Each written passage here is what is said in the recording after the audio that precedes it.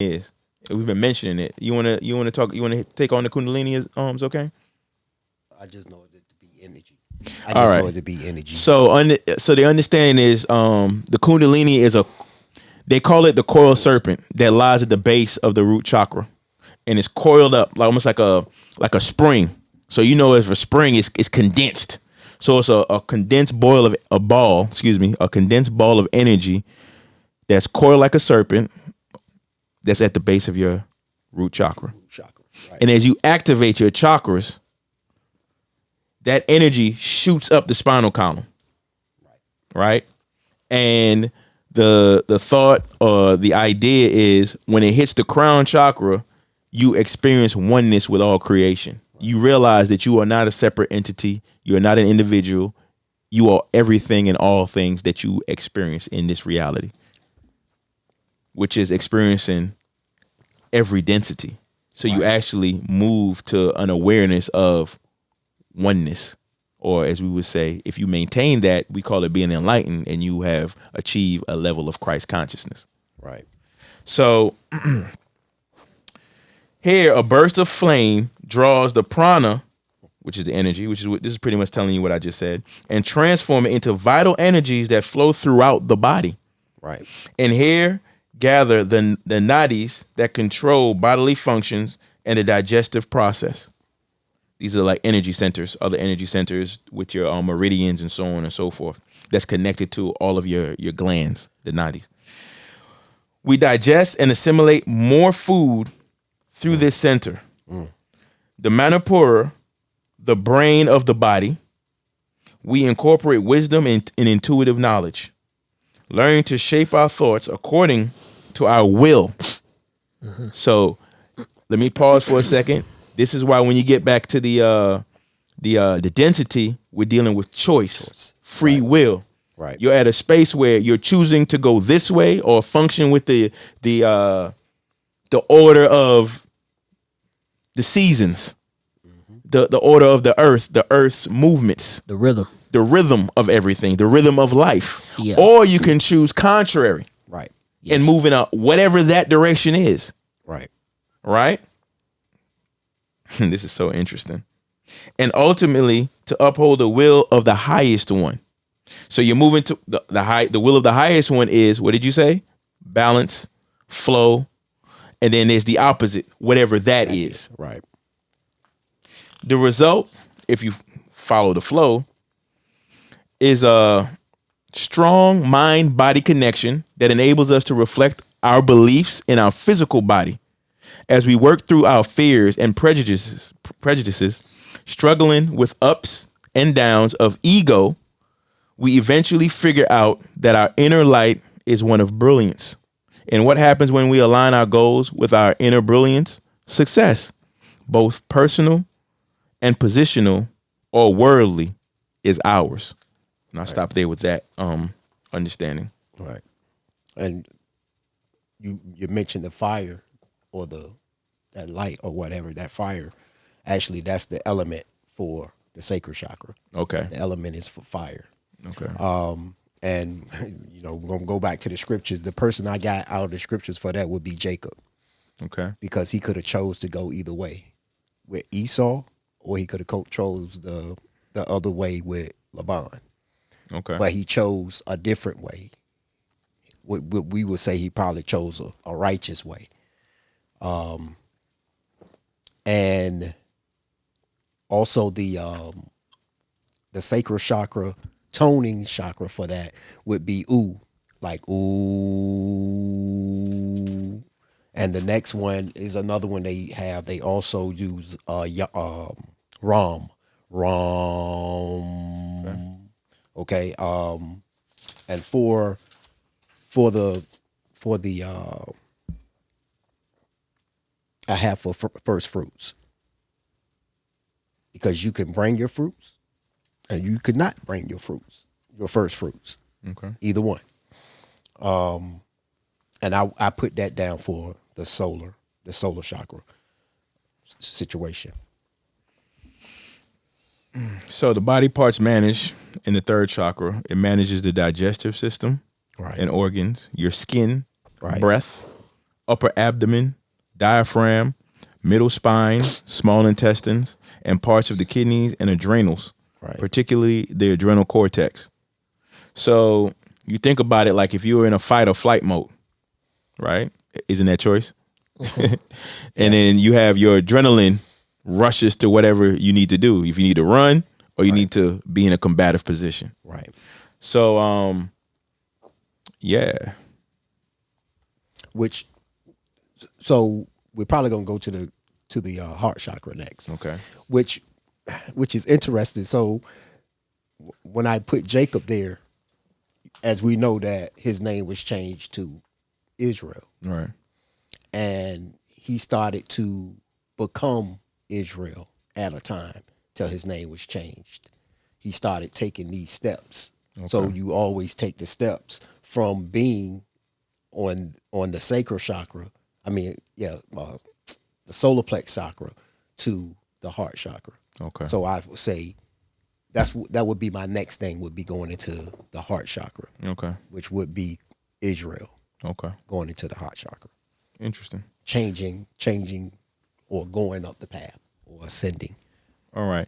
So for understanding of the association with the Manipura to the your endocrine energy, your endocrine system, the pancreas is Manipura's companion hormone gland. It is oblong, flat. It's an organ located deep in the abdomen and under the left rib cage. One part lies between the stomach and the spine, and the other part lies wrestled in the curve of the small intestine. The head of the pancreas is positioned at the third lumbar vertebrae. The pancreas is an important part of the digestive system, serving two functions at once. Interesting. As an endocrine gland, it releases juices, including hormones and enzymes, directed into the bloodstream. It is also an endocrine gland because it releases juices into the ducts. In fact, about 95% of the pancreas functions as an exocrine gland, producing enzymes that aid in digestion. The best known pancreatic hormone is insulin, which is secreted into the bloodstream to regulate the body's sugar levels. Right.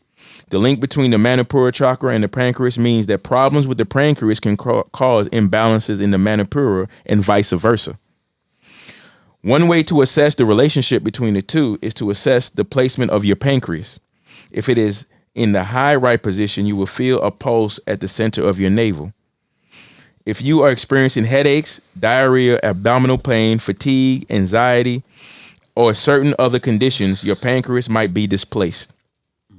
For instance, a pulse located above and to the left of the navel could indicate the potential for respiratory disorders.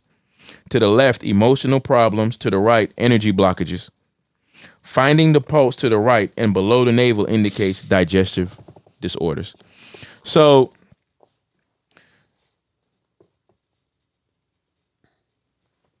this is the seat of your will. Following me? So you have to be very mindful and take care of, like, let me very mindful and responsible for where you direct your will and the deeds that you do, the things that you put your hand forth to do. Because as you make a choice, each choice comes with an activation. Right.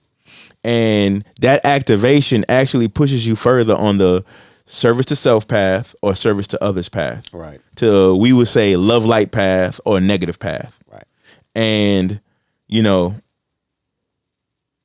just want to be very, very mindful, because I say mindful because for those that get more spiritually adept, and when I say spiritually adept, I mean you actually starting to hear, dream, Right. dream more, see more, feel more, and know more, because consciousness is being expanded with the greatest consciousness that's already existing, of course, and you're actually tapping into other things, which, as O'Kane says, we're moving into the fourth chakra or the heart chakra. Right.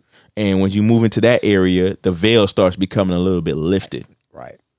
And that's where other dimensions or states of awareness, states of consciousness starts to intermingle or mix in with fourth density, third slash moving through fourth density beings. Right.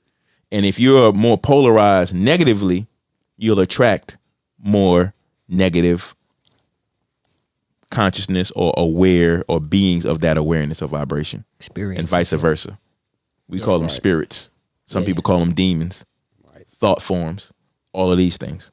Yes. Okay. And remember, this is the one where we, as you explained earlier, we're coming out of this density. Right. Into the fourth density. Into the fourth density. And to be aware, the fourth density and chakra, I just deal with the chakra, but like I said, it's aligned to they're both aligned to each other. It's actually a gateway. So think of a gate opening, allowing in, closing off. Right. So in this gateway, you're moving more from a physical related plane from the third chakra down. Exactly. Now you're moving into high spirit once you start going through that heart chakra. So so these elements would be comprised of like your logic, your intellect, and your rational ability. Yes. Because through those mediums, like you said, say again. I was gonna say, and emotions. Yes, and emotions. Yeah. Through those mediums, you open the gate. Right. Right. So this is kind of something like we echoed last week, right? When you think about your relationships with people, places, and things, right? They're comprised of this particular set of energy bodies or subtle energy bodies. That's what I would say. And through your ability to rationalize the components which structure your logic, and those specific tenets, right? You incur certain situations. Yes. And from that, you either harness the lessons of that experience or you don't. Right. Right. Exactly. All right. So, and I'm gonna give props, shout out to whoever some of the information that I got, because it's not all just my information. So I'll do that at the end of the podcast. So a saying would be: consciousness sleeps in the rock, it dreams in the animal, and it awakens in the human being. Right on. All right.